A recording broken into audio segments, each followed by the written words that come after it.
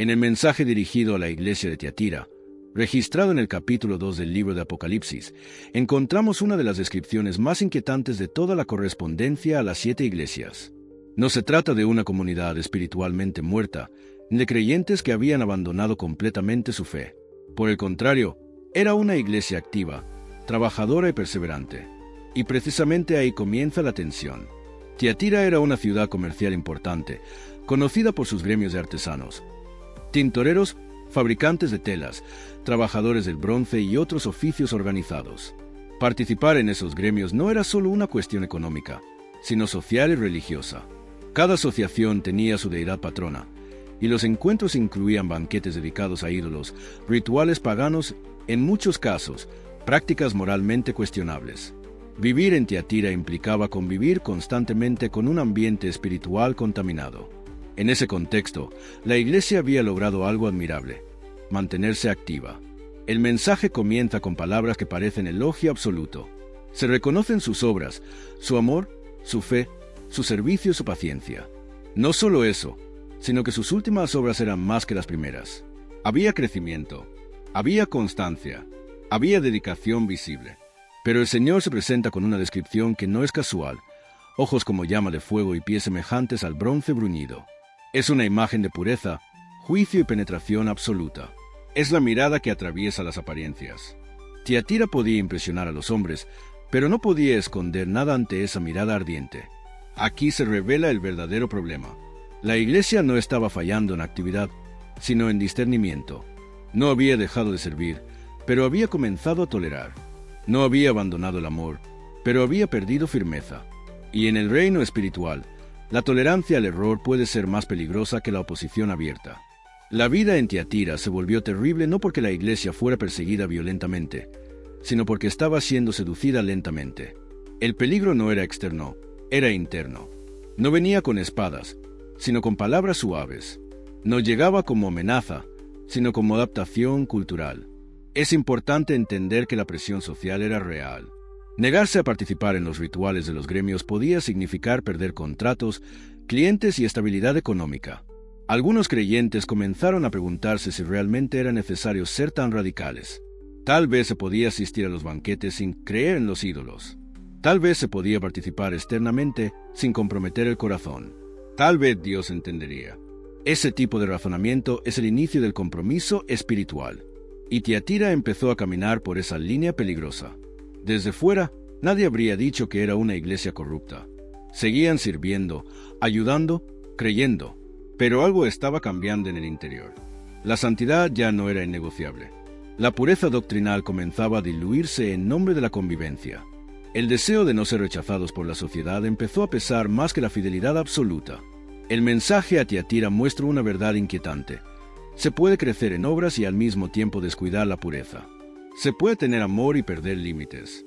Se puede servir mucho y discernir poco. La terrible vida en la iglesia de Tiatira no comenzó con un escándalo repentino. Comenzó con pequeñas confesiones, con silencios incómodos, con decisiones justificadas como pragmáticas, con la idea de que participar un poco no haría daño. Y cuando una comunidad comienza a justificar lo que antes rechazaba, el terreno ya está preparado para algo más profundo y más oscuro. Esa es la antesala del siguiente problema que marcaría a Tiatira: la influencia de una figura que llevaría esa tolerancia a un nivel aún más peligroso. Después del reconocimiento a sus obras, el mensaje del capítulo 2 del libro de Apocalipsis introduce la verdadera herida de Tiatira.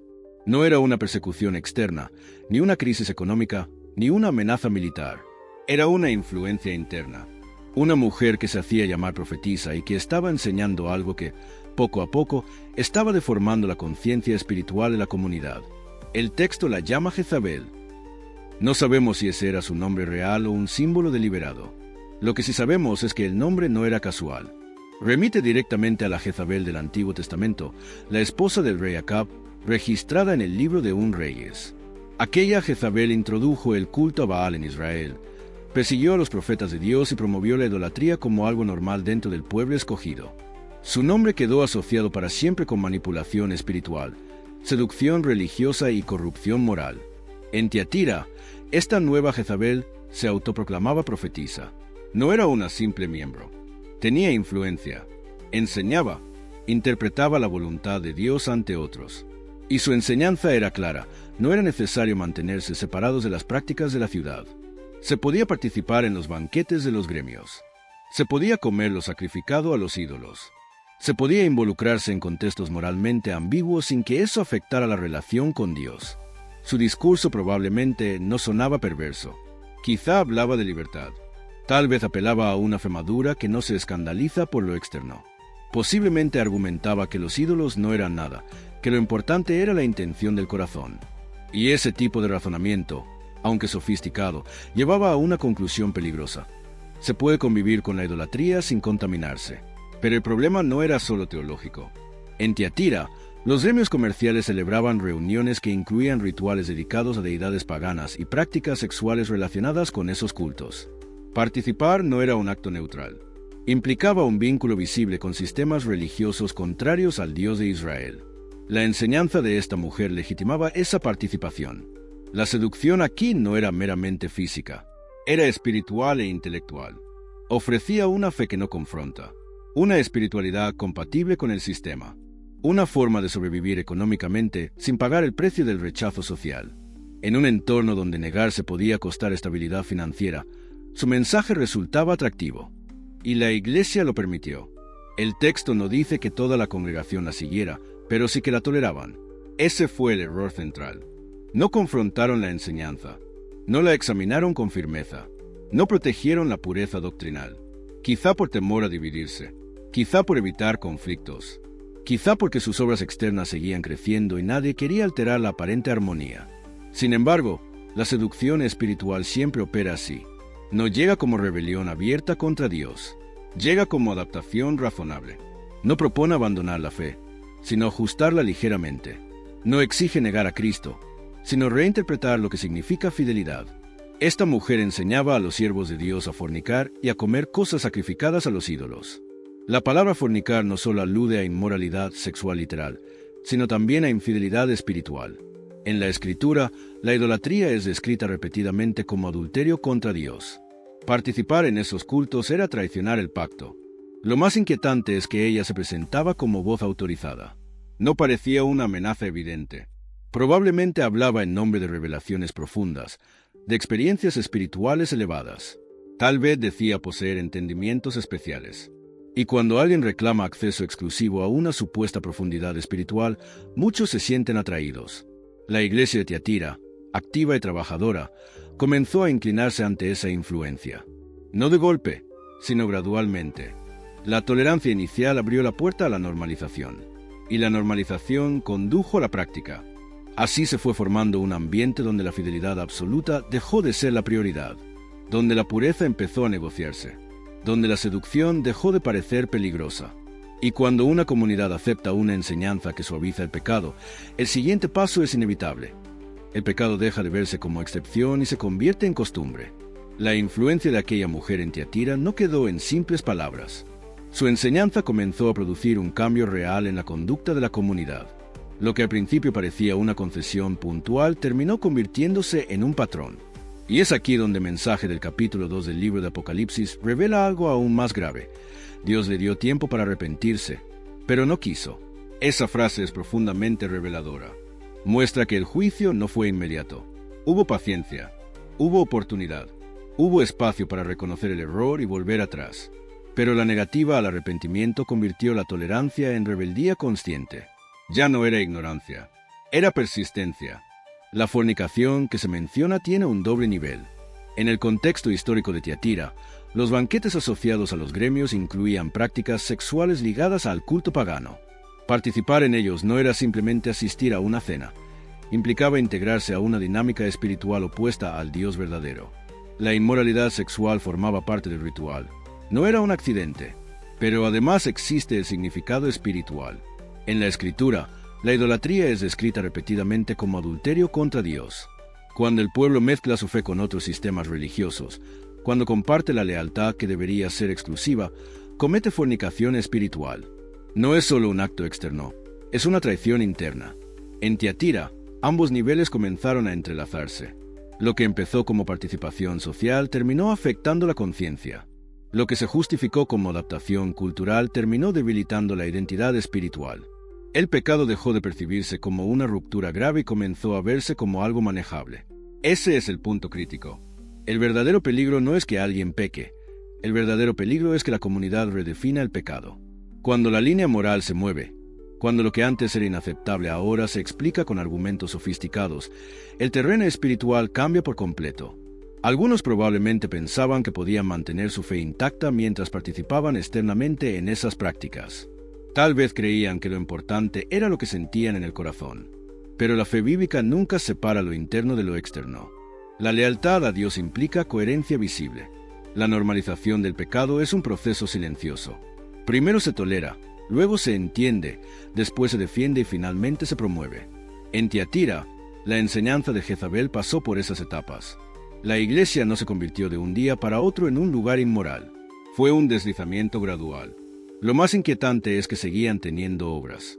Seguían sirviendo. Seguían mostrando amor. Pero su capacidad de discernir se había debilitado. Cuando la conciencia colectiva se acostumbra a convivir con el error, la sensibilidad espiritual disminuye. El texto muestra que no todos estaban involucrados, pero sí existía un sector que había adoptado esa práctica. Y la falta de confrontación permitió que creciera. La comunidad empezó a dividirse entre quienes aceptaban la nueva enseñanza y quienes intentaban mantenerse firmes. Esa tensión interna convertía la vida de la iglesia en algo cada vez más inestable. El pecado, cuando se normaliza, deja de generar alarma. Y cuando ya no produce inquietud, la caída es más profunda.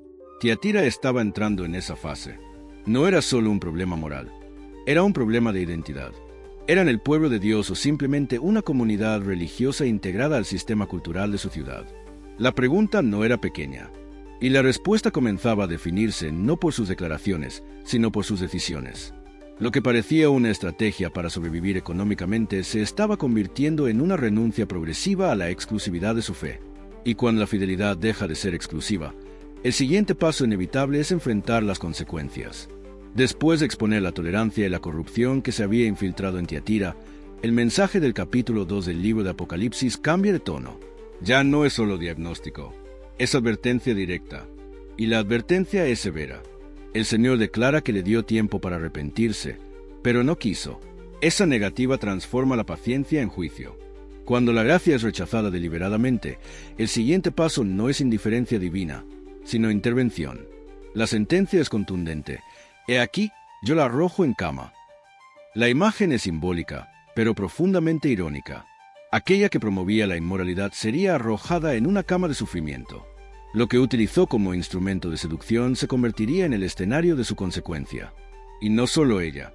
A los que con ella adulteran, los arrojaré en gran tribulación, si no se arrepienten de sus obras. La advertencia mantiene abierta una puerta, si no se arrepienten. Incluso en medio del anuncio de juicio, aún existe oportunidad, pero el tono deja claro que la paciencia está llegando a su límite. No se trata de un error menor, sino de una corrupción que amenaza la identidad espiritual de toda la comunidad. El mensaje va aún más lejos, y heriré de muerte a sus hijos. No se refiere necesariamente a hijos biológicos, sino a los frutos de su enseñanza. Las consecuencias no se detendrán en la figura principal, alcanzarán a quienes adoptaron su doctrina y la reprodujeron.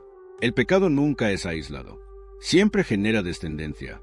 Aquí aparece una declaración central, y todas las iglesias sabrán que yo soy el que escudriña la mente y el corazón. Esta frase revela el propósito del juicio. No es una reacción impulsiva, es una manifestación de justicia que sirve de advertencia a otros. La santidad de Dios no puede ser burlada indefinidamente. La vida en Tiatira se había vuelto terrible porque el pecado ya no era privado. Se había convertido en una corriente interna que afectaba a la comunidad entera. Y cuando una iglesia pierde la claridad moral, la disciplina divina puede volverse inevitable. El anuncio de juicio también desmonta una falsa seguridad. Algunos probablemente pensaban que, como sus obras externas seguían creciendo, Dios estaba satisfecho. Pero el mensaje demuestra que el crecimiento visible no compensa la corrupción interna. Las obras no sustituyen la fidelidad. La imagen del que escudriña mente y corazón es especialmente impactante. No se trata solo de acciones visibles. Dios examina motivaciones, examina justificaciones, examina la intención detrás de cada confesión.